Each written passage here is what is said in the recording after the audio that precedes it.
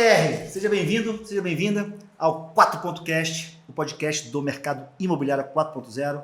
E hoje é com meu amigo Alfredo Soares, carioca, um dos caras que estão aí hoje na crista da onda de empreendedorismo, de vendas, um dos caras mais ativos hoje nas redes sociais, que eu tenho muito orgulho de chamar de meu amigo. Alfredão, seja bem-vindo, cara, na nossa comunidade aqui Quebra as Regras, na Força Laranja, como a gente fala. E o conceito desse podcast, cara, é dar uma visão ampliada sobre o comum, sobre o óbvio. Por mais que esse óbvio seja diferente, eu quero a busca aqui trazer algo que talvez você ainda não tenha falado, ou que você tenha falado, mas não de forma tão profunda. É trazer um olhar de fato, cara, diferente sobre o seu olhar sobre o mercado de vendas. Sabe, tem uma frase minha que viralizou muito já, que é o óbvio dá dinheiro. O óbvio dá dinheiro. Só que ele é difícil de encontrar, né? Então, dá mais trabalho encontrar o óbvio do que executar o óbvio. Então, quando você encontra, fica fácil executar. Agora, a busca por ele é sempre muito demorada e trabalhosa até você conseguir encontrar. De que é o óbvio? Eu acho que o óbvio está muito ligado às coisas de fácil entendimento, né? Acho que hoje, com um consumidor tão empoderado, com tanta informação às pessoas, muitas coisas se tornaram óbvias, mas por conta de tanta comunicação, tanta informação, ele fica mais distante de ser encontrado, fica mais difícil de ser encontrado. É igual uma loja, se você entra numa Zara para achar uma camisa, é muito mais difícil do que tu entrar numa reserva, que é muito mais difícil do que você entrar numa oficina, né? Então, eu acho que o óbvio é isso. Acho que o vendedor hoje que trabalha muito promovendo, né, ou dando acesso ao óbvio, destacando o óbvio, ele tem esse papel de simplificar a jornada do cliente, ou seja, de simplificar a informação. O que basicamente hoje, se a gente for olhar, né, é a curadoria. Estava até no podcast de vocês aqui ouvindo antes de entrar, e eu anotei uma frase que eu fiz que é o seguinte: qual é a grande diferença hoje entre os professores? Antigamente o professor era responsável por encontrar o conteúdo e por preparar o conteúdo, ou seja, ele era a fonte do conhecimento. Hoje o professor, ele é o responsável por reter a tua atenção, porque o conteúdo está disponível. O conteúdo já está na internet, já está compartilhado, o mesmo conteúdo de pessoas diferentes. Agora, o quanto você tem a habilidade de pegar aquele conteúdo e preparar ele de uma forma que você consiga manter a atenção do usuário, do aluno, é o que te torna melhor ou pior do que o outro professor, e não mais o conteúdo. Vou aprofundar nisso, vou ampliar essa visão. Eu gosto quando eu te bugo assim. Porque agora eu vou aprofundar. Eu quero que tu conte aqui a história da mentoria que tu levantou. Vou falar daqui a pouco. Será que de fato nós estamos vivendo num mundo que o óbvio é óbvio? Vou te dar um exemplo da minha pergunta. É óbvio que você precisa atender bem um cliente. É óbvio que você precisa ouvir o cliente. É óbvio que você precisa treinar, se preparar, se planejar. É óbvio que um profissional ele deve ter uma educação continuada e não simplesmente uma educação na véspera de um lançamento, ou quando ele precisa vender, ou quando ele está para um lançamento específico. Isso é óbvio. Mas será que esse óbvio está de fato sendo vivido? É porque o óbvio, ele te gera insegurança. Para pensar, quando você faz uma coisa óbvia, o teu sentimento é que tá muito fácil para ser verdade. Eu vou provocar mais. Eu não acho que o óbvio gera insegurança. Eu acho que o óbvio gera displicência. Porque você não se prepara para o óbvio. Então, eu acho que são coisas complementares que vão, acho que, te gerando. Então, quantas vezes, por exemplo, você fez uma coisa óbvia que você falou... Sabe aquela coisa da prova? Vamos voltar no passado que todo mundo praticamente viveu. A prova do colégio. Sabe aquela resposta que você fala assim... Porra, tá muito óbvio. E aí tu fala, porra, não é possível. E aí, de repente, tu tenta começar a encher linguiça, sabe? Na resposta, sendo que, cara, era aquilo que você tinha que responder. Mas você tá vendo, mas você tá analisando um óbvio como você sendo... É que o óbvio é uma perspectiva. Não, mas você tá sendo o óbvio para mim não é óbvio para você. Não, sim, mas assim, esse óbvio da prova é um óbvio onde você está sendo... Você como se fosse telespectador olhando aquilo. Mas eu quero você como ator e depois eu vou trazer você como autor. Imagina o seguinte, nesse exemplo da prova, faz sentido. tá lá a questão da prova, cara, não é possível que o professor me fez a pergunta dessa, é muito óbvio essa resposta. Você fica atrás da pegadinha. Perfeito. Você fica na desconfiança, mesmo porque aí que tem o grande lance, que vou conectar com a minha fala inicial para trazer para você. O aluno, quando está seguro, porque ele estudou o suficiente, essa pegadinha não existe. Não existe. Mas é isso que eu estou te falando. Esse é o encontrar o óbvio na vida profissional. Por exemplo, ouvir o cliente. Clichê. Perfeito. Clichê. Porém, você pode ouvir com os olhos. Ou seja, você pode ouvir observando o cliente e não esperando ele pedir ou falar. Quanto mais você consegue entender o comportamento, entender o mercado, entender o produto, trazer... Mas isso não é óbvio. Porque você deu uma amplitude... Quantos corretores, por exemplo, já ficaram gastando energia atendendo o cliente que ele sabe do público-alvo daquele produto? E ele fica ali, tentando, gastando energia. É óbvio que ele sabe que não é, mas isso não faz o fato dele largar aquilo de mão. Então, assim, o óbvio está muito mais ligado às suas renúncias e você se manter fiel àquele óbvio ali que você está enxergando do que a você aceitar várias opiniões. Levando isso para o mercado de vendas, tá? Para o mercado de vendas no sentido 4.0. Como é que a gente pode perceber, aplicar, orientar, direcionar, viver na prática? Óbvio. Agora abrir, vai embora. Cara, na prática o mercado 4.0, né, a gente... eu tive o prazer de te ter lá participando do Gestão 4.0, que é a nossa empresa de educação. E basicamente ele é uma gestão, e aí não interessa se é vendas, imobiliário, segmento, ele é um conceito libertário. Ele é um conceito onde o aprendizado é contínuo. Então não existe uma declaração. Existe teste, hipótese, alavanca, teste de novo, hipótese, alavanca. E parafraseando assim, é a convivência e o hábito do desconforto. É você estar o tempo inteiro buscando otimização. É você estar o tempo inteiro descentralizando liderança, sabe? Então... Mas nas pequenas empresas, você acredita que é possível fazer isso? Haja visto a ausência de uma cultura... A cultura existe. Existe? Existe. Ela pode ser ruim ou boa, mas a cultura ela existe. Não, mas eu tô falando cultura 4.0. Mas ela existe. A então 4.0? A cultura em si.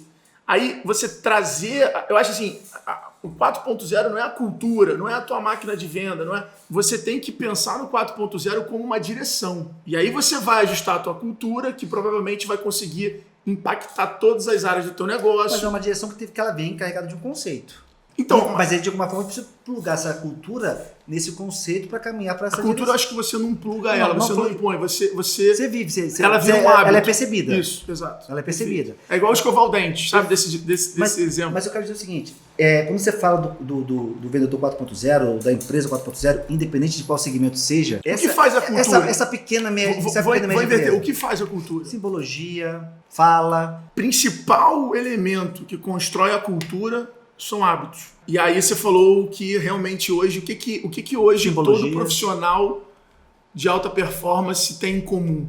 Todo. Comunicação. Facilidade de se comunicar. Uma comunicação com qualidade. A comunicação não é só falar, mas é o saber ouvir. O que diferencia um grande líder do chefe? O grande líder, ele ouve mais do que ele fala. E o chefe, ele fala mais.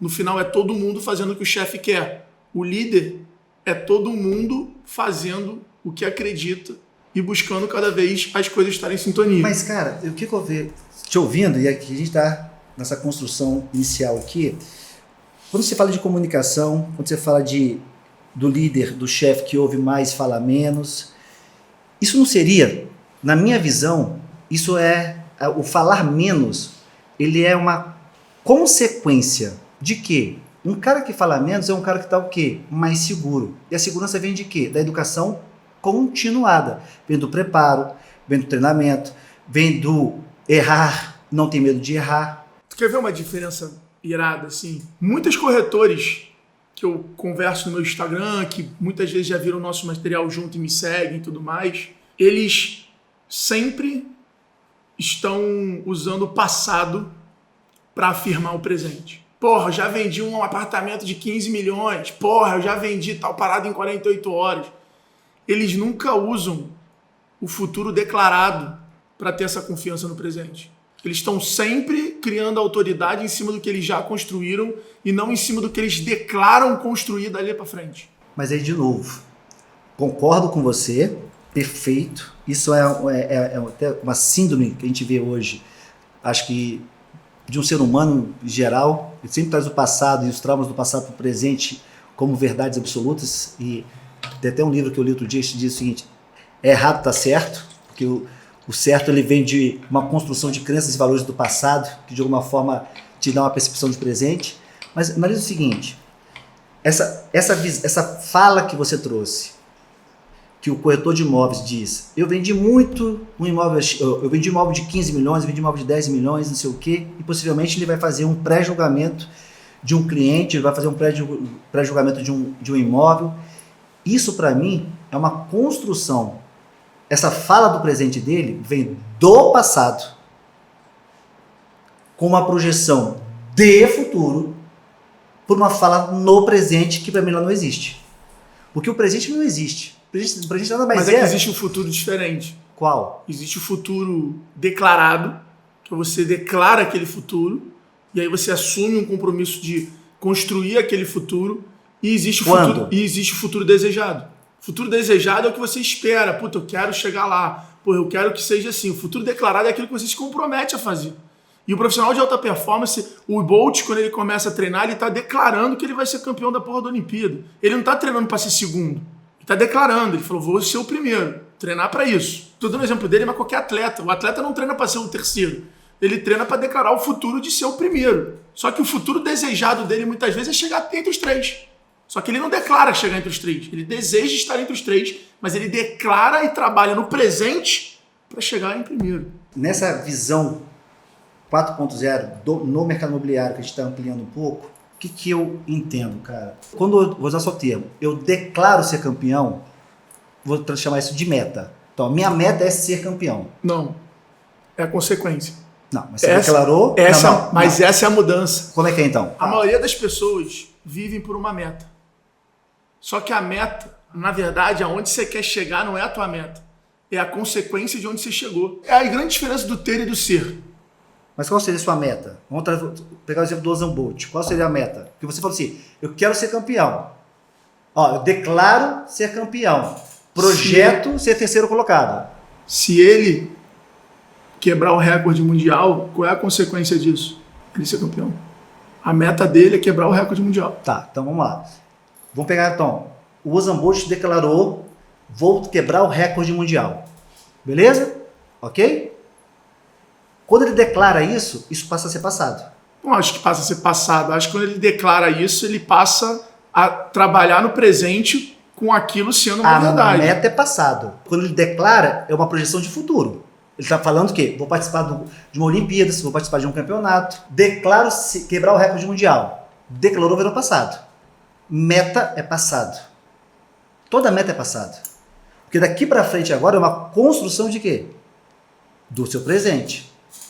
Porque quando você declara isso, quando você declarou, você faz uma projeção de futuro e age no presente. Na sua fala, me dá uma visão de um profissional 4.0 no que tange, eu vou pegar a palavra inicial sua, que para mim fez muito sentido, o óbvio. Porque o óbvio, pelo exemplo do Usain Bolt, como personagem de alta performance, como vendedor de alta performance. E aí vai para o corretor, para a corretora, para o empresário, para a empresária. A alta performance, ela está muito mais, falando de senso comum agora, tá? Não de uma construção de um mercado que a gente está plugado e a gente concorda com ele. Que é um mercado muito mais da sensação, da percepção, do que desse mercado tangível. Mas, de alguma forma, é o seguinte, esse profissional que declara ser quer ser o campeão de vendas, quer ser o cara que mais vendeu, ele quer ser isso por quê? Mas você acha que o corretor 4.0, ele é o cara que vende melhor ou vende mais? O corretor 4.0, o profissional 4.0, para mim, não é nem que vende o melhor nem mais. Para mim, o 4.0 é que tem melhor consciência do ser dele perante o impacto social que ele faz nos seus atendimentos. Porque melhor e maior é subjetivo. Para o outro, para mim, na consciência não é mais. Porque quando eu tomo consciência do que eu quero de fato impactar na sociedade, a subjetividade ela acaba. Porque vira para mim uma realidade. E essa é a realidade que eu vou construir a partir de agora.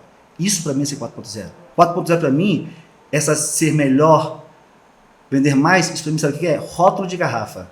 Você começar a rotular as pessoas em conceitos 4.0, para mim é um grande equívoco do mercado. Porque o 4.0 está na consciência de eu escolher ser algo ou fazer algo para que impacte a sociedade.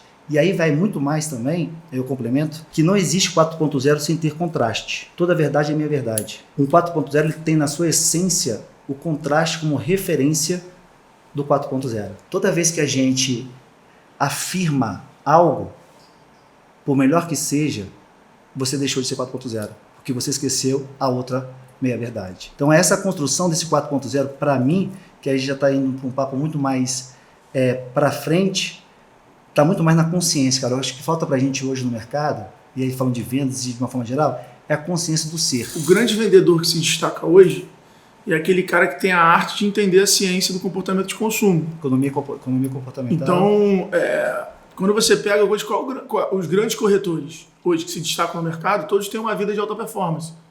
O cara não está na corretagem pela quantidade de atendimento por isso, ele está pela qualidade. Qualidade de quê? Qualidade de atendimento, de entregar valor, de realmente conectar o cliente com um produto que realmente atende as expectativas dele. Mas aí que tá, Alfredão. Você vê isso? Porque eu não vejo. Não, eu não vejo. Então, eu não vejo. Porque Para mim, quer ver um erro claro? A venda da maioria dos corretores acaba assinando o contrato.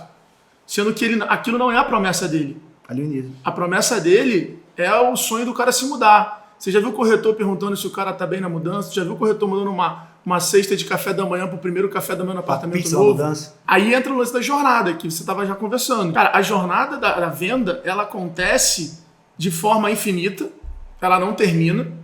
E o vendedor, ele não é o cara responsável pela transação. A palavra vender não é transacional. Não é a troca de serviço, de serviço e produto por dinheiro.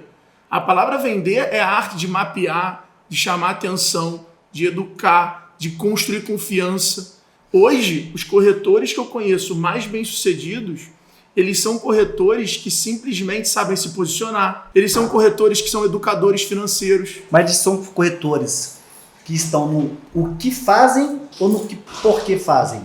No porquê, eu acho. Eu acho que eles estão começando a entender esse lance de QI, de qual impacto eu gero, e aí é que eu te falo. E aí a meta, o ganho, vai se tornando consequência daquele impacto que você consegue gerar através do teu trabalho. Então esse corretor, ele não é o cara que depende da empresa ou da imobiliária para mandar SMS. Ele não é o cara que depende da empresa para fazer uma landing page. Ele é aquele cara independente. Por quê? Porque quando a gente fala de 4.0, a gente está falando de uma gestão descentralizada. A gente está falando de uma gestão onde todas as peças têm autonomia. Mas essa autonomia, ela está integrada. Eu estou com o Leandro aqui, ele tem autonomia ali. Mas ele está integrado à minha autonomia aqui. Essa autonomia, ela não é independente. Ela é uma autonomia integrada. Porque o corretor de imóveis 4.0 de uma imobiliária, por exemplo, ele pode ter SMS, pode fazer tudo, mas ele está integrado e plugado dentro de uma imobiliária. Mas aí é o que a gente vê a Magalu, cara, é o conceito novo de negócio. As empresas e indústrias estão se transformando em provadores de microserviço. Qual é o futuro do shopping center? Se ele não entregar serviço para o lojista dele, se ele não entregar dados, se ele não entregar tecnologia, ele não sobrevive mais. O shopping que não é parceiro do cliente, que não vira plataforma de educação, que não dá suporte para o cara, além do aluguel do metro quadrado, está fora do jogo, não vai sobreviver. Não adianta hoje no teu shopping center, por exemplo, você querer que o cliente percorra uma jornada que ele não quer. Eu quero entrar no shopping, eu quero chegar o mais rápido possível na porra da loja que eu quero ir. Eu não quero que tu meta a esteira rolante lá num canto, aí a outra lá no outro canto e eu tenho que passar em frente à loja que eu não quero passar. A mesma coisa no atendimento imobiliário. Comprei imóvel recentemente em São Paulo. Quantas vezes eu, vi imóveis legais, mandei mensagem, o cara falou, manda direct. Aí eu ia pro direct, a gente atende pelo WhatsApp. Você tá fazendo a sua jornada, não a minha. Mas ele não tem independência? Mas o 4.0, estou perguntando o seu conceito do 4.0. Você falou assim, 4.0 é independência, é descentralização. Chegou... Alfredo só exigiu botar aqui açaí, senão ele não vinha, fazia. Tá não, eu como um bom carioca, e a gente sempre... Simãozinho, gentileza. E a gente sempre marca de tomar açaí, e o senhor Guilherme, eu também boto um pouco dessa culpa, a gente não consegue. Aí ele falou hoje, vamos gravar um podcast. Falei, óbvio. Aí eu virei pra ele e falei assim, mas vamos tomar um açaí, né? Porque aí pelo menos a gente resolve duas coisas. Porque não aguento mais a gente combinar de tomar açaí e não tomar. Aí eu falei, então vamos fazer o podcast tomando açaí. Mas vamos lá, por exemplo, o cliente ele não quer atravessar do outro lado, pegar esteiro. Perfeito, concordo. Mas para que isso aconteça, você vai precisar de um shopping o quê? Traz isso para a prática. Como é que eu resolvo esse problema? O shopping ele tem que se tornar uma solução. Vou dar um exemplo, né, de como o shopping vira isso. Quando o shopping aluga a loja para você a R$10.000, você está alugando uma loja a R$10.000. O que aquela loja te oferece? Um espaço físico com pessoas passando na frente. Legal. Te vende tráfego, né? Te vende tráfego, né? Pô, muito bom. Se você for contratar uma ferramenta de inteligência, de Bluetooth, de mapeamento de calor na tua loja, vai te custar no mínimo R$890 por mês. Cara, são 8% do teu aluguel ali, 9% do teu aluguel. Concorda que quem paga um aluguel de 10 mil, gastar mais 890 com uma ferramenta é muito dinheiro? Uhum. Mas tu concorda que a pessoa que alugou uma loja por 10 mil pagaria 12 mil por uma loja inteligente? Uhum. E se o shopping não tem essa informação, fica difícil ele poder ver se você está performando bem ou ruim, até porque o shopping ele te cobra um fixo e ele ganha em cima do teu resultado. Agora, o que ele faz para você ter um resultado melhor? O que ele te entrega para você ter um resultado melhor? E eu acho que muito é esse papel hoje do corretor, que eu acho que essa palavra corretor está muito associada a encontrar um imóvel e tal. Eu acho que é muito consultor imobiliário, né? Eu acho que é por isso que eu falo muito desse educador financeiro. É o cara realmente... Ele não está querendo te convencer de comprar. Eu acabei de comprar um imóvel. O cara ele tem que te mostrar os melhores financiamentos, te explicar o racional dos melhores financiamentos. A arte do corretor, para mim, chega a ser um absurdo chamar ele de um corretor. O cara é um assessor financeiro. Ele pode te guiar a fazer uma reforma e valorizar o imóvel. Ele pode te guiar a você não, às vezes, quebrar uma parede e o teu imóvel ter um ciclo de venda muito menor de aluguel se você se apertar. Então, o verdadeiro corretor, ele faz todo esse trabalho. Ele desenvolve um trabalho. Ele se conecta com você. O grande corretor, ou a grande venda na minha... E aí essa de minha verdade, é aquele que quando você vendeu, o cara já te indicou mais uns 3 amigos que estão procurando comprar imóvel. Totalmente. Porque a venda de imóvel ela tem um ponto para mim que é muito desafiador, cara. Você tem 2 públicos. Você tem um público que está procurando comprar um imóvel, e você tem outro público que vai comprar um imóvel algum dia. O marketing que você tem que fazer para eles são completamente diferentes. A forma que você tem que atender eles são completamente diferentes. Então, essa contextualização do marketing, eu acho a tendência que está chegando no mercado imobiliário.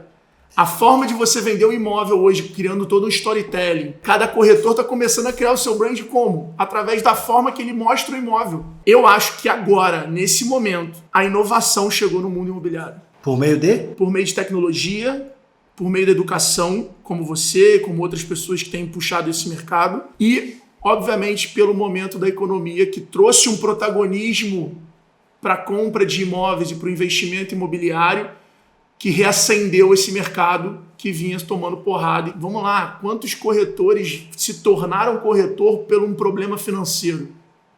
Não tinham paixão por aquilo, não tinham tesão naquilo, simplesmente era opção para eles. Então eu acho que agora a gente começa a ver uma mudança, a gente começa a ver essa galera virando corretor por paixão, começa a ver essa galera virando corretor porque, cara, realmente vê uma oportunidade legal, porque gosta.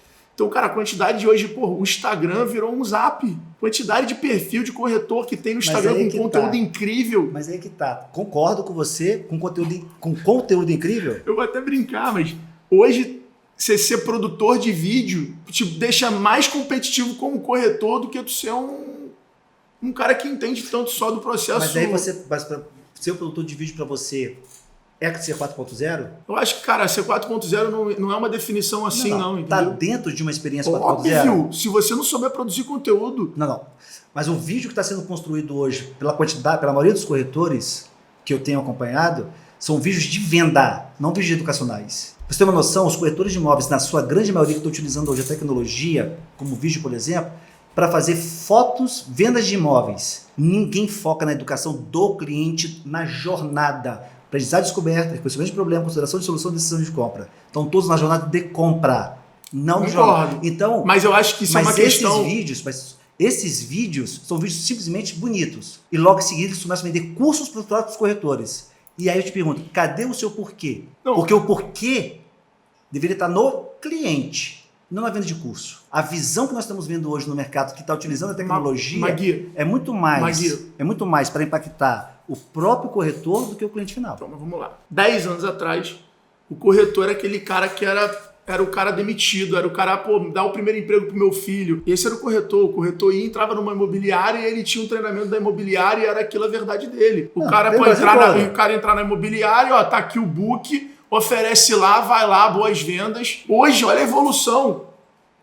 Pessoas que se destacam e que têm condição de produzir conteúdo já estão pelo menos tentando educar o cara antes dele virar corretor. Isso já é uma evolução. Não adianta a gente querer saltar sem antes saber pular. Então, assim, por isso que eu falo, hoje, e aí você é um dos pioneiros nisso. Porque veja bem, o conceito 4.0, na sua amplitude da palavra dele, ele deveria estar centrado no cliente. Então, o corretor que utiliza vídeo é bom, realmente isso é um grande diferencial. Mas será que o diferencial não seria na educação? Mas não é só o vídeo, é o storytelling ali que ele cria desde o imóvel. Tudo bem, mas na venda. E o que eu estou querendo te dizer é que esse cara, ele está fazendo isso. Imagina quantas pessoas estão vendo imóveis que elas nunca procurariam e estão começando a criar sonhos maiores, desejos maiores. Eu sou um deles, cara. E o educador financeiro entra onde? Você não acha que eu acho que a gente está chegando... Mas você não acha que a educação deveria estar antes do sonho? Então, mas aí é uma questão do corretor. Ele tem um modelo de negócio que deixa ele muito instável. Então, quantos corretores você conhece que não conseguem juntar dinheiro? Que faz uma venda, ganha uma comissão grande e já troca de carro? Eu conheço muitos que fazem isso e conheço muitos que já estão num processo hoje de jornada de educação. Mas porque você faz isso há 7 anos com os caras? Mas eu estou falando de uma forma geral. O grande lance, Alfredo, acho que é o seguinte... Quando a gente pensa em vendas, e a gente concorda, eu concordo muito com você, vendas ela não é transacional. Vendas também é relacional. No e-commerce, né? A gente fala da nova tendência, a nova onda, é o conversation commerce, que é toda empresa vai se transformar numa plataforma de educação e comunicação e a venda vai se tornar não mais uma iniciativa, mas uma consequência da relação que aquela marca construiu. Então, quanto mais você conseguir ser omni, ser acessível, se colocar à disposição do teu cliente e criar valor, e aí entra para mim a grande virada do marketing dos próximos anos, que é para de vender e faz seu cliente comprar. Para de ficar querendo ir até o cliente oferecer coisa e cria coisas para o cliente vir até você. Tá falando com o Blumen, seja desejado. Cria o desejo, né? Acho que mais do que desejado, acho que são várias coisas, né? Acho que é o desejado, é o acessível, é o lembrado, que pertencimento. Mais do que o desejado é a pessoa se lembrar de você. Aí a pessoa fala, porra, que tô pensando no imóvel. Deixa eu mandar mensagem para aquele cara que ele compartilha um conteúdo legal, assistir ele falando sobre aluguel.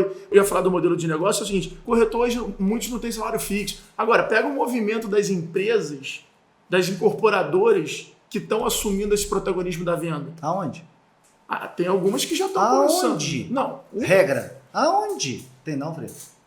Você tem uma minoria, muito minoria. Mas existe, é isso que eu estou querendo dizer. A minoria, ela tem que começar. Mas aí que tá. Você é um pioneiro no infoproduto e no marketing digital. Olha a diferença agora. Não, mas veja bem. Mas a pergunta que eu te faço é, esse movimento tá no o que ou no porquê? Tá no o quê? Porque eu preciso fazer esse movimento porque eu preciso vender mais? Ou tá no porquê? Eu preciso fazer esse movimento? Mas porque ela quer assumir esse controle, ela quer entregar uma experiência melhor para o cliente. Aí ela começa a dar um fixo.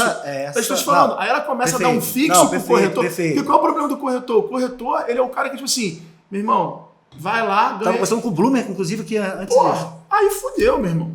Aí o cara tá sempre na correria, o cara tá sempre querendo fazer dinheiro, o cara não quer atender bem, o cara quer fazer dinheiro. Perfeito, alinhadíssimo, concordo. Entendeu? Então, algumas empresas só que é isso. Aí uma começa a fazer, aí a outra faz, aí uma se destaca, aí tem o Guilherme Machado que reverbera isso pro mercado, aí novos corretores são formados. Sabe qual vai ser a maior transformação do mercado imobiliário? Quando o perfil das pessoas que querem ser corretor mudar. Perfeito.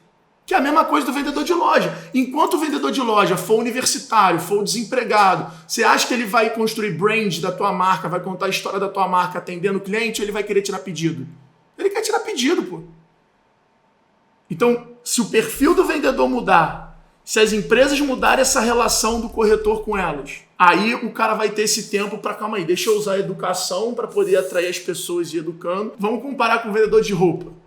Cara, qual é o vendedor de roupa que cria confiança com você? Aquele cara que fala que tá tudo ótimo ou o cara que fala assim, cara, isso aqui não combina muito contigo, não? Tem corretor de imóvel que tu fala assim, pô, eu quero alugar. Aí o cara fala, congela. Não, alugar não vale. Não, mas congela. Qual vendedor você confia mais? O que fala se a roupa não ficou legal ou que se a roupa ficou legal? No exemplo que você deu, você fez entender que o cara que fala que a roupa não ficou legal, teoricamente você vai confiar mais. É o cara que ele realmente está te entregando informação. Mas é aí que tá. Eu vou provocar e vou ampliar. Para mim, e na metodologia que eu criei para o mercado imobiliário, não necessariamente. Porque eu posso falar que essa roupa não ficou boa para você sendo uma técnica de venda de manipulação. Porque não é o que eu digo, é a intenção de. É a intenção de. Porque eu posso dizer para você que essa roupa não ficou legal só para ancorar para te vender uma outra. Concordo, mas aí tá muito mais na intenção. Mas se você trouxer... Isso aí é mudança. Mas se você trouxer isso, que aí tudo vai ser meia verdade, tudo vai ser assim. Mas é que... Não. Não pensa assim, não. Eu acho que a grande revolução do mercado de vendas está na consciência da sua importância na sociedade e o teu impacto nesse ambiente. Porque aí a venda ou as técnicas passam a ser meio de você cumprir a tua jornada dentro desse impacto que você quer deixar. Porque aí tudo aí agora muda. O e-commerce vem, o shopping vem, os dados vêm. Porque como você utiliza os dados é o que vai fazer a diferença entre ser e ter. Vamos lá. Rede social, todo mundo fala assim, rede social mata muito o meu tempo e me deixa improdutivo. Não é rede social que deixa você produtivo. É como você a usa. É a tua intenção de que deixa. Então acho que a grande mudança, até em relação ao bora vender, esse movimento também forte que você tem, está muito mais em nós que temos hoje um grande poder de influência de massa, construir no mercado de vendas uma intenção verdadeiramente de ajudar o outro por meio de técnicas de vendas, vídeos e afins. Porque a verdade não está naquilo que eu digo, está na sua intenção de falar. Não, eu concordo, mas é porque eu acho que a intenção é uma perspectiva muito da pessoa que está falando. E nem sempre a minha intenção vai alinhar a tua expectativa, vai cumprir a tua expectativa. Então, concordo com o que você está falando, faz sentido, está muito ligado à questão de ajudar as pessoas ou guiá-las a entender mais seus propósitos, né? Acho que o propósito não se cria, o propósito se constrói o tempo todo, né? Então você guia a pessoa até aquilo, mas ainda assim a questão da intenção traz um pouco desse conceito que eu gostei muito da minha verdade. Então acho que óbvio que tem intenção, mas acho que o maior segredo é esse elemento de expectativa. Mas a intenção, Alfredo, nas microsociedades, porque a intenção ela pode ter várias perspectivas, mas uma única perspectiva dentro de uma mesma comunidade, sociedade. Bora vender. Quem está aqui dentro está dentro de uma perspectiva que você, como criador, idealizou, as colocou. O Bora Vender, ele tem expectativas ou perspectivas diferentes para todo um monte de gente, mas dentro de uma mesma intenção que o Alfredo criou. E quem não tá fora. Essa microcomunidade que você criou, ela é sua. Sua não do Alfredo, sua dessas pessoas que plugam nela, que passam a ter... que é o pertencimento. Que cria-se uma cultura. Acabamos de criar a cultura. É isso que eu acredito, e pelo que eu vejo e leio, pela relação que a gente tem, você também acredita que o vendedor, cara, para mim, esse vendedor, Bora Vender, Quebra as Regras ou qualquer outra, é exatamente em plugar nessas intenções, abre aspas, que iguais não no sentido de se todo mundo pensar igual, mas iguais no sentido de, cara, isso faz sentido para mim. E aí você começa a ter uma relação com a sociedade, cara. Porque aí muda o Mariano ensina muito isso, né? O Mariano fala assim, né? O Mariano é o fundador da Vetex, empresa que eu sou sócio hoje, IVP aqui no Brasil. Ele fala pra gente assim, cara, a ideia, quando você não consegue plantar e direcionar a pessoa lá, a liderança, para ela encontrar a ideia que você já encontrou, o engajamento dela nunca vai ser o mesmo. Perfeito.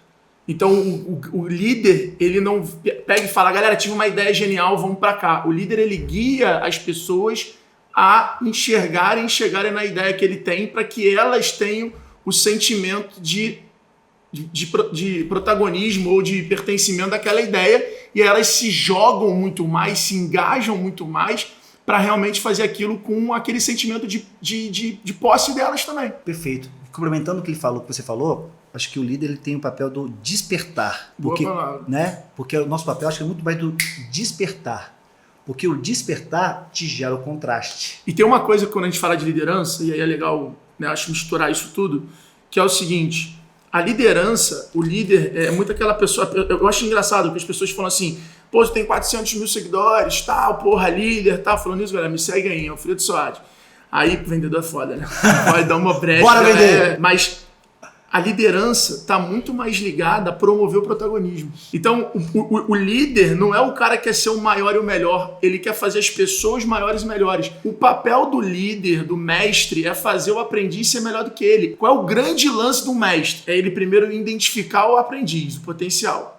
Segundo, despertar as características naquele cara para ele ser melhor do que ele. Então, será que o dono da imobiliária promove o protagonismo ou ele quer ser o maioral? O papel do líder é fazer o protagonismo, correto? Só que perceba, esse protagonismo precisa estar alinhado com o quê? Exemplo, você é meu líder. Se eu for protagonista discordando dos seus valores e crenças... Você deu um exemplo bom. Eu não posso virar para você, que é como eu vejo muito, falar, você já usa o Instagram? Tem que usar, pô. Cria a conta lá, começa agora. Não.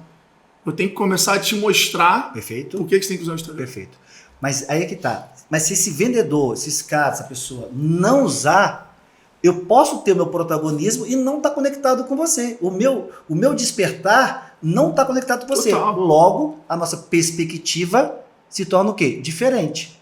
O mundo é feito das perspectivas diferentes. Senão não existia mundo. Perfeito. Contraste. Só que, de alguma forma, os grupos sociais andam o quê? Com uma perspectiva de mundo mais parecida. Que é a comunidade. Então, perceba que a comunidade é isso. Só que a comunidade está no protagonismo, abre aspas, do igual. E essa comunidade, muitas vezes, que é o caso do vendedor, não pode cegar ou se cegar nessa comunidade como definitiva. Ele precisa, de alguma forma, estar sempre se questionando e aberto à pessoa que não gosta do Instagram, não gosta da rede social, e buscar entender o seguinte, eu não gostar, também existe um porquê por trás. Que esse porquê pode não estar ligado comigo, mas entender esse porquê, ou buscar esse entender, já diz muito. Platão dizia isso, né? Eu vi no outro podcast se perguntando o que é quebrar regra, né? Eu acho que quebrar... lembrou agora? Não, porra, infelizmente. Mas eu acho que quebrar a regra, cara, é você respeitar a perspectiva dos outros, ou do mundo, mas jamais inibir a sua perspectiva. Contraste. Só existe consciência no contraste. Se você não tiver contraste, tu vai dizer que a sua visão de mundo é o mundo como um todo. Se você entender que tem coisas que você sabe, tem coisas que você sabe que não sabe. Ó, eu sei que eu sei vender. Eu sei que eu não sei jogar tênis. Quando eu faço essa pergunta, qual dos dois você trabalharia a sua evolução como profissional? No que você sabe que sabe? Ou no que você sabe que não sabe? No que você sabe. Se você começa a criar essa verdade que você sabe algo hoje, na dinâmica do mundo, você pode desacelerar o teu aprendizado em cima daquilo e vai ser muito mais prejudicial do que você buscar. Eu acho que isso até é uma coisa que hoje eu vejo muita gente tentando consumir tanto conteúdo. E sabe uma coisa que eu aprendi nos últimos anos? Que o conteúdo ele tem uma perspectiva completamente diferente, consumido no tempo diferente. Ou seja, você consome o conteúdo pra caramba, você adora ler. Eu tenho certeza que você tem 3, 4 livros que você já leu 3 vezes. E cada vez que você leu, tua vida estava em momentos diferentes, você pegou insights diferentes, entendeu aquela mensagem diferente. É igual ver filme. Perfeito. Quantas vezes você vê um filme, 1, 2, 3, 4, e cada vez você cria uma perspectiva diferente do filme. Então eu acho que as pessoas hoje elas estão querendo ter muito conteúdo, aonde na verdade elas têm que pegar os conteúdos que realmente se conectam com ela e prendem, engajam com ela e consumir aquele conteúdo em diferentes momentos. É igual dados, irmão. Você não tem que ficar toda hora querendo novos dados. Você tem que olhar os dados para refinar a sua intuição. Você não tem que pegar os dados para criar a verdade. É para refinar. O dia que tu parar de fazer alguma coisa com a pitada da tua intuição, que é o grande lance dos pilotos de caça. Porra, avião, inteligência artificial, internet 5.0, joystick. E o pessoal sempre fala, a intuição do piloto é algo que nunca vai ser substituído. Então eu acho que no negócio é muito isso. Quando você pega os caras que estão, Guilherme, muitas das decisões deles tinha dados, mas refinava a intuição. Jamais a intuição era deixada de lado para tomar uma decisão. Então, acho que o profissional 4.0 ele tem que ter esse botão de arremeter de, cara, entendi, os dados estão dizendo isso, mas a minha intuição, e aí que entra a experiência. O profissional 4.0 ele tem que conviver com o erro, tem que aceitar o erro, ele tem que respeitar o erro. Ele não pode evitar o erro, porque o aprendizado real vem do erro. Então, se ele não aprender a conviver com o erro, com o fracasso, ele nunca vai ser um profissional 4.0. Concordo. Tem uma frase minha que diz o seguinte: quando você lê, vê alguma coisa, você tem informação. Quando você aplica, você tem conhecimento. Perfeito. Só tem aprendizado quando você erra. Perfeito. Então, tudo aquilo que você vê, ouve, é informação. O que você pega daquilo que você ouve, vê e aplica, gera o conhecimento. Mas não tem aprendizado, porque você não errou ainda. Que é a diferença dos professores de antigamente para agora. Os professores de hoje, que são os verdadeiros novos jogadores de futebol, né? Quantos professores tu conhece que ganham mais de 1 milhão por mês com curso online? Por quê? Porque são skin the game. Eles aplicam tudo aquilo que eles estão compartilhando. O professor antigamente aprendia aquilo numa faculdade, tinha lido num livro, estava ali repetindo. Eles eram replicadores de conteúdo e não propagadores de conteúdo. Uma coisa que me provoca, né? Você já viu algum curso que ensina as pessoas a aprender? Não tem. Tem gente querendo ensinar, mas ninguém querendo ensinar você como você aprende melhor. Provocando. Será que é por áudio? Será que é por vídeo? Será que é híbrido? E cada um tem um jeito de absorver o conhecimento de forma diferente. E as pessoas têm que um tempo diferente, né? E aí vem a minha provocação. Antes das pessoas consumirem conteúdo, elas precisam entender como elas funcionam. Para que elas consigam consumir ou ter a rotina de consumo de conteúdo, gerando aprendizagem. Senão vai ser uma pessoa cheia de conhecimento, com baixo resultado e pouca habilidade tática. Que é, infelizmente, o que acontece com a maioria das pessoas que saem da faculdade hoje. Sai da faculdade hoje, quem durante a jornada da faculdade não colocou, vive... é o que eu tô falando. E aí, perfeito. Só queria voltar a 2 assuntos, cara, que você me deixou reflexivo e eu quero só terminar esses 2 assuntos com você. Um é do Caça e o outro quando eu te falei sobre o que eu sei que eu sei, o que eu sei que eu não sei. E eu vou te falar, um bom vendedor, um 4.0, como a gente chama, ele não evolui no que ele sabe que sabe. Porque o que ele sabe, ele já sabe. Geralmente o que a gente já sabe que sabe, a gente já sabe. Então a gente não busca mais. Porque eu já sei fazer, foi o que você falou até no início. O que eu sei que eu não sei, eu não busco aprender. Se fosse importante, eu já saberia. Então eu sei que eu não sei, mas isso não muda nada na minha vida. Para mim, o grande lance está naquilo que você não sabe que não sabe. Porque o contraste está no que você não sabe que não sabe. Não, entendi. Porque... Mas aí é um terceiro... Você não trouxe o terceiro. Não trouxe. Não, por isso que eu falei, deixa eu voltar. Deixa eu voltar. Porque qual é o grande lance? Se eu não tenho o terceiro fator, aquilo que eu olho é o tudo. É o tudo que eu sei e é o tudo que eu sei que eu não sei. O terceiro fator é eu saber que tem coisas que eu não sei que eu não sei. E aí... deixamos de falar de coisas impossíveis para falar de coisas improváveis. Porque o impossível é tudo aquilo que eu não sei fazer com o conhecimento que eu tenho. Mas se eu sei... Não, perfeito. Que não é? Porque aí você amplia e contrasta. Mas, complementando isso, esse papo vai ter que ter um tradutor para a galera entender essa nossa conversa. Só quem conhece a gente para conseguir entender esse podcast. Tem que ter uma menina de Libras ali explicando para a galera. Papo de doido, né? Papo de maluco. Se a gente parar para analisar... O 4.0, ele é especialista e não generalista. Né? Não que você não possa já usar o geral para atração. Então, quantas vezes a gente tem que ir para um conteúdo mais raso para atrair a pessoa? Quantas vezes uma imobiliária pode rodar uma campanha do tipo, quer trocar de imóvel? Ela não precisa anunciar o lançamento, né? Que é uma coisa que a gente vê muito pouco. A imobiliária tentando criar uma campanha sem anunciar nenhum lançamento, só para pegar pessoas que estão interessadas em comprar imóvel naquele momento. Uma campanha genérica, né? Ou ensinando sobre financiamento. Se a pessoa quer tirar dúvida sobre financiamento, a pessoa, meu irmão, está atrás do imóvel.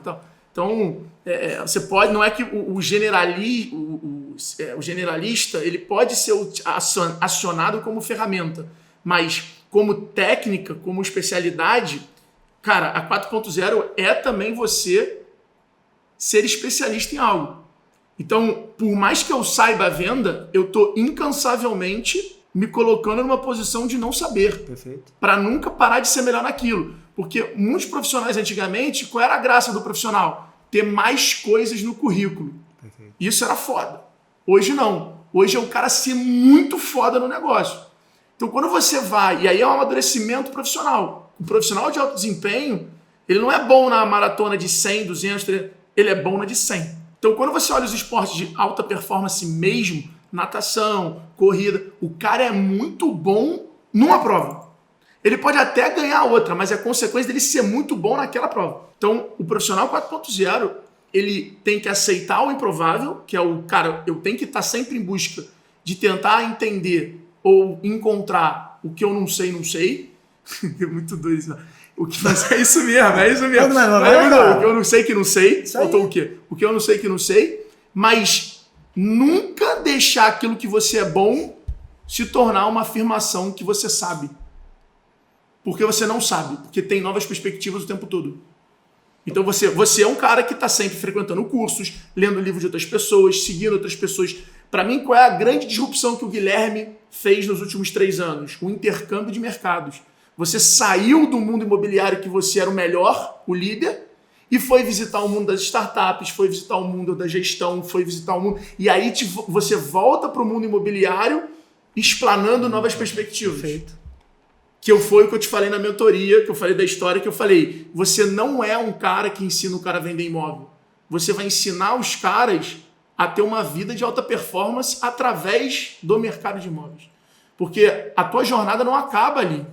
A tua jornada acaba quando o cara vai ter uma mansão, quando ele vai começar a construir, quando ele vai começar a investir, quando ele vai ter uma vida saudável, ele vai começar ele vai ter uma vida extraordinária. Então, eu acho que está muito ligado a esses dois pontos aí. Mas fala do Caça lá, vamos lá, que os exemplos estão maravilhosos. Não, eu falei do Caça o seguinte, você falou da intuição, né? Mas qual é o grande lance, cara? Eu aprendi com o Bloomer, e hoje eu sou aficionado, eu vejo o mundo totalmente em números, por isso que eu sou apaixonado por Matrix. Estava até falando com ele que os números vão caindo. Aquilo ali para mim eu vejo surfando, viajando, porque eles são tudo análise de comportamentos sociais e ambientais. O cara do Caça, ele vai... Cara, ele sempre vai ter uma intuição. Mas a intuição dele sempre vai ser na melhor análise comportamental dos números que o dashboard está mostrando para ele. É que, na verdade, o piloto de caça é um cara que tem uma autoanálise muito clara. Então, ele consegue entender muito bem, ele racionaliza o sentimento. O sentimento é meio irracional. Difícil a gente expressar aqui o que é o sentimento. E os pilotos de caça normalmente são pessoas frias, mas não é fria, é porque ele sabe administrar. Ou seja, nenhum sentimento influencia o comportamento dele. Isso torna ele um cara que sempre busca racionalizar as coisas. Então, acaba que racionalizar muitas vezes pode não ser tangibilizado em números, mas se cria uma hipótese. O Mariano me ensinou muito isso. Falou, tudo que você faz, tente entender um racional. Quando você vê alguma coisa que te chama atenção, faça a desconstrução para chegar ao racional do porquê aquilo foi feito. Se você conseguir ver racional nas coisas que você está fazendo, você vai acreditar muito mais naquilo ali e você vai tratar aquilo de forma diferente. Então, acho que essa é a principal característica. Por isso que a similaridade nesse perfil de autoanálise e de controle emocional torna a pessoa uma pessoa mais racional, consequentemente, ela toma decisões muito mais pragmáticas. E é o caso do piloto de caça. Não, beleza. Entendi. O corretor, o dono da imobiliária, enfim, ao olhar o seu dashboard do CRM, o que vai dar para mim essa melhor intuição e fazer uma analogia ao piloto de caça, não é ele ver os números. Tipo, minha taxa de conversão entre agendamento para visita está de 20%. Sabe o que geralmente as pessoas fazem?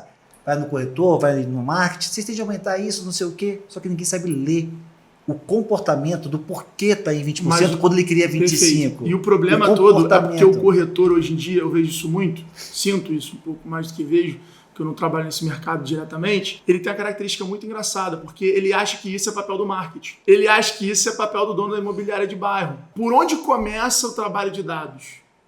Pela documentação dos fatos. Ou seja, se o corretor ele não começar a documentar, ele jamais vai ter dados. Então, Tudo começa na documentação. Então ele não tem que querer terceirizar isso. Ele não tem que ficar esperando isso ser uma ferramenta da imobiliária. Ele tem que ir lá no papel e caneta e marcar. Papel de pão. Papel de pão, ir lá marcar. Porra, a ligação durou acima de 30 minutos, eu consigo agendar a visita. Perfeito. Então ele tem que melhorar a capacidade de desenvolver perguntas. Perfeito. Aí ele vai começar a documentar as suas atividades para começar a transformar isso num playbook do que deve e o que não deve ser feito. E aí quando ele começar a identificar, ele vai começar a ver o quê? As similaridades. E aí ele vai conseguir identificar, opa, isso aqui quando acontece vai dar ruim, isso aqui quando acontece dá bom. Mas criar um SLA dele próprio. Aí ele vai conseguir falar, pô, então eu já sei que, cara, quanto mais rápido eu ligar quando o cara pedir, e aí ele vai criando o playbook dele, ele vai fazendo o script dele. Mas se ele não documenta, ele não faz. E ele espera a imobiliária fazer isso para ele. Perfeito. E aí tem tudo a ver com o que você disse do protagonismo. O protagonismo ali é individual, porém ele é integrado. Ele tem que esperar ninguém fazer, ele tem que ir lá e fazer. Perfeito. Se ele levar esse dado para a empresa, aí a empresa vai poder trabalhar ainda mais. Se a empresa puder, aí sim. Mas ele tem que ser. Tanto é que para mim, marketing é uma área que acabou. O marketing morreu. O marketing não é mais área, não é mais departamento. O marketing, ele é uma ferramenta de várias áreas. Então, as imobiliárias no futuro, as incorporadoras, elas têm que ter área de construção de audiência, área de construção de reputação, que é o brand, área de aquisição de lead. É assim que eu vejo em qualquer mercado. O meu time hoje na loja integrada é assim, time de reputação que constrói o brand, time de employer brand que transforma a marca em algo que atrai talento. O time de aquisição é o time que busca canais que construam audiência. Dentro do time de aquisição eu tenho construção de audiência, geração de lead. O time de onboard, que é onde eu tenho inside sales. Tá? Então, é começar a montar os times e botar as pessoas sem cargo por área e cargo por objetivo. Tanto que uma área que cresce muito nos Estados Unidos hoje é a CRO, que é o Chief Revenue Officer. Ou seja, o cara responsável por trazer receita. Que é completamente diferente de um CMO, que é completamente diferente. O cara mais focado em geração de negócio, de receita. O cara do marketing, ele divulga, ele distribui e tal. É outra coisa. E é legal isso, cara, porque tá muito, muito alinhado com o que a gente pensa e poderia ser diferente. O mercado imobiliário como um todo, trazendo esses elementos, precisa urgentemente entender que o modelo atual é incrível para colocar no porta-retrato da sua casa. Só uma boa memória. Sabe qual é a diferença que eu acho do modelo tradicional ou atual para esse modelo que está sendo construído? E que você é um dos caras que está puxando essa construção, e não é da noite para o dia, a gente está falando de uma revolução, um segmento gigante. É que o modelo atual não gera nenhuma previsibilidade. Perfeito. Qualquer crise, o mercado acaba. Qualquer parada, boom, o mercado se acomoda. É isso que acontece. Quando você vê esse novo mercado que está sendo construído, o corretor passa a controlar mais a audiência e o mercado. Então ele não depende mais do cliente querer comprar um imóvel. Ele vai educar o cliente a ter um imóvel. Tem a frase minha que diz o seguinte: quem controla o estímulo, controla o ambiente. Então, a partir do momento que eu passo a controlar esse estímulo para essa sociedade, para essa micro-sociedade no qual estou inserido, estímulo seja educação, seja o vídeo que você disse, enfim, que gera esse estímulo, esse olhar, se sentir, de alguma forma você consegue guiar ele nessa jornada. Antes de vender, construa audiência. Tem audiência. E você é bom nisso, né? Talvez o melhor do Brasil. Mas tem audiência antes de vender. Né? Eu acho que esse é o primeiro passo. E o último passo é transformar o seu cliente em mídia. Perfeito. Então acho que essa é a linha aí que você vai ter que construir uma jornada entre se posicionar e construir audiência. E transformar o teu cliente em mídia. Se você consegue criar uma jornada e atuar em cima disso, você não vai depender de crise ou de economia para poder estar vendendo o que você quiser vender. Acho que esse é uma das minhas apostas hoje para os próximos anos. Então olha para ali, para aquela câmera ali. Quem está no YouTube vai ver, quem não está nas mídias aí de podcast vai sentir o que o Alfredo vai dizer agora. Alfredo, qual é a sua mentoria, a sua direção para o corretor de imóveis, para a corretora, para o gestor que está querendo fazer essa transição aí, desse bate-papo louco nosso aqui? Qual é, cara, Day One? Acho que Day One é você trabalhar não para ser o melhor corretor, mas para ser uma pessoa interessante.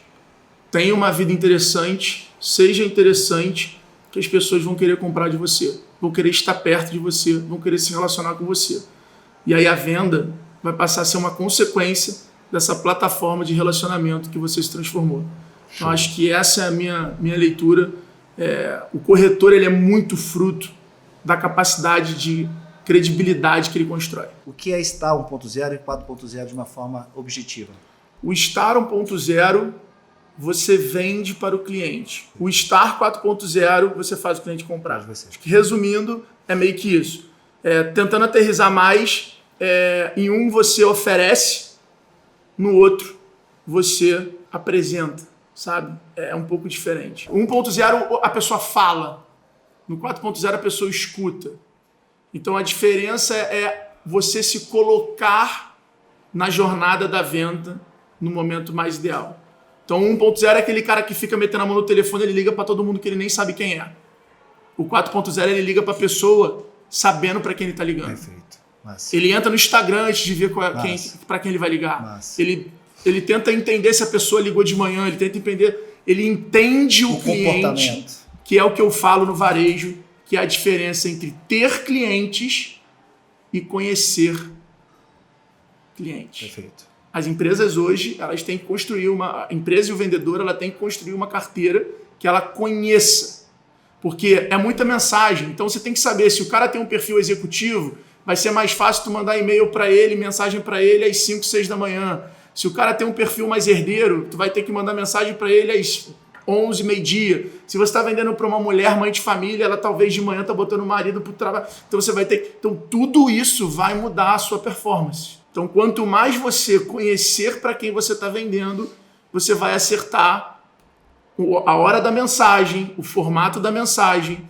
Então não adianta um cara mandar um PDF para minha mãe no WhatsApp para vender um imóvel para ela. O cara tem que mandar as imagens. Então tudo isso vai contextualizar e vai reverberar no resultado que aquele cara está construindo. Show. Cara, pra gente finalizar, Alfredo Soares, 2 best-sellers. Deixa eu botar aqui na frente, aqui, ó. Bora vender, bora vender. Bora varejo. Bora varejo. Esse aqui foi lançado no meio da pandemia ano passado, né? Você arrebentou, né? Tem o prefácio do Fred Trajano, que é o fundador da Magalu. Hoje uma empresa aí que puxa toda essa inovação na jornada do consumo. Sucesso. Tá com uma comunidade forte também do Bora Vender, né, cara? São mais de 80 mil unidades vendidas do Bora Vender já. Irado. E uma coisa irada. Eu lembro, quando você começou a idealizar esse livro aqui, o primeiro, o Bora Vender. Você lembra disso? Lá atrás a gente tem uma história bem bacana, mas deixa isso para um próximo podcast. Comenta aí, galera. Comenta aí para ter o próximo, hein? Deixa o comentário aí. Eu lembro disso aqui, lembro do nome, da capa que você passou, enfim, irado, tá? Esse aqui eu lembro também, no meio da pandemia, foi o cara que mais ficou ao vivo, mais online. 353 lives. Foi incrível. O que nos ouve ali pode esperar do Bora Vender e do Bora Vender Varejo, que recomendo os dois, até para você ter essa pluralidade, né, de mercados, de visões. O que a gente pode esperar dos dois livros? Cara, eu comecei vendendo cartão de visita, né, Gui? Com 17 anos você conhece minha história, e aí depois vendi uma empresa por 14 milhões de reais na época. Entrei como sócio da Vetex. Na época a Vetex valia 175 milhões de dólares. E 5 anos depois eu sou vice-presidente hoje, sócio da Vetex. A empresa vale 1,7 bilhões de dólares. Tive a oportunidade de conviver com pessoas incríveis, extraordinárias e aprender muito. No Bora Vender, eu mostro um pouco dessa estratégia, desde vendedor de cartão de visita até eu ter vendido a empresa. Então eu mostro técnicas de venda, como eu construo oportunidade, os meus erros. Eu trago muito o lado da minha crença, não sei se a palavra é crença, mas da minha visão sobre vendas. Eu sou publicitário de formação, então eu trago um pouco isso. No Bora Varejo, eu já trago um livro mais técnico, apresentando o que as empresas se posicionaram e alteraram para usar a tecnologia e a cultura para poder vencer a pandemia. Então eu peguei C&A, peguei Labela Máfia, Arezzo, peguei as principais empresas que conseguiram acompanhar a aceleração digital e trago com exemplos de estratégias, de técnicas. Então é um livro que tem bastante colaboração, tem muita gente legal escrevendo, e aí eu trago tudo isso sobre live commerce, sobre transformar vendedor em canal de mídia, em descentralizar a liderança, em time, velocidade de aceitar a tecnologia, né? Fazer a tecnologia também não ser mais uma área da tua empresa e estar nas áreas da tua empresa, ou seja, ser ferramenta. Então, no Bora Varejo é um livro um pouco mais denso, mais técnico, que fala sobre especificamente aceleração digital. E no Bora Vender é um livro mais aspiracional, que fala da minha história e conto todos os bastidores da venda da empresa. São propostas um pouco diferentes. E já vou deixar aqui, ó, o melhor comentário aqui sobre o podcast. Vamos fazer um sorteio e vou mandar. Fechou. Você autografa para mim, deixa aqui pra gente mandar o Bora Vender e o Bora Vender Varejo. Fechou. Pra nossa audiência aqui. Eu vou fazer um negócio melhor, então. Quem estiver assistindo a gente até o final vai ganhar o Bora Vender Digital. Massa, show. Então é só mandar um direct pro Gui, ele vai ter um link que vocês vão fazer o download do livro, mas só para quem ficou no final. Até o final. Alfredo, o que não está nas redes sociais do Alfredo? Uma coisa bem intimista, uma coisa que não está exposta nas suas redes sociais, não vem com mais do mesmo, uma coisa assim, cara, aquela coisa íntima mesmo. Eu convivo mal com perdas. Eu acabo muitas vezes atrasando o meu desenvolvimento, processando, tentando entender e tentando mudar às vezes coisas que eu deveria me desapegar. Isso é uma coisa intimista que eu acabo causando para tentar fazer com que não exista esse atrito na minha trajetória, sendo que a minha trajetória ela sempre acelera de caos, de atrito, mas eu fico tentando evitá-los. Eu às vezes posso adotar posições um pouco políticas, né, mais neutras, mesmo sem concordar, para evitar atritos que talvez eu deveria me posicionar. E veio direto do assessment que ele fez agora essa. E obrigado por ter compartilhado com a gente, cara. Irado, irmão. Parabéns aí pro teu sucesso. Uma honra estar com você com a gente aqui. Sabe que eu sou um cara que te admira pra caramba. Te considero irmãozão. Tudo. Sacou? Parabéns aí.